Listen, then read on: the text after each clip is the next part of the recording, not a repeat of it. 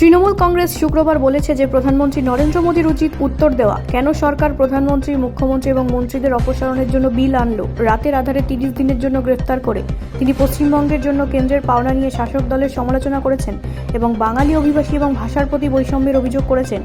একটি ভিডিও বিবৃতিতে তৃণমূল কংগ্রেসের লোকসভার সাংসদ মহুয়া মৈত্র বলেছেন যে প্রধানমন্ত্রী নির্বাচনের মরশুমে পরিযায়ী পাখির মতো রাজ্যে আসছেন।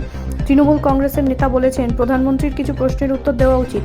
প্রথমটি হলো গুরুতর অভিযোগে 30 দিনেরও বেশি সময় ধরে গ্রেপ্তার হওয়া প্রধানমন্ত্রী, মুখ্যমন্ত্রী এবং মন্ত্রীদের অপসারণের জন্য বিল আনার প্রয়োজনীয়তা।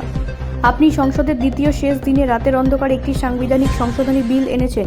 এই বিলটি আনার আপনার কি নৈতিক কর্তৃত্ব আছে, যা মূলত বিরোধী শাসিত রাজ্যগুলিকে দোষী সাব্যস্ত না করে বিচার ছাড়াই উৎখাত করতে সক্ষম হবে? মৈত্র বলেন, গত 10 বছরে 5900টি ইডি মামলার মধ্যে মাত্র 8টিতেই দোষী সাব্যস্ত হয়েছে।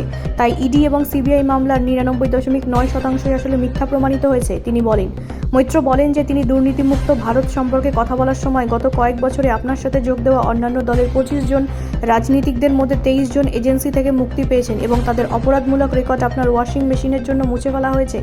আপনার 240 জন সংসদের মধ্যে 94 জন ফৌজদারি অভিযোগের মুখোমুখি এবং আপনার মন্ত্রিসভায় 28 জন মন্ত্রীর বিরুদ্ধে মামলা। তিনি বলেন। ব্যুরো রিপোর্ট, রাষ্ট্রীয় প্রসার বাংলা।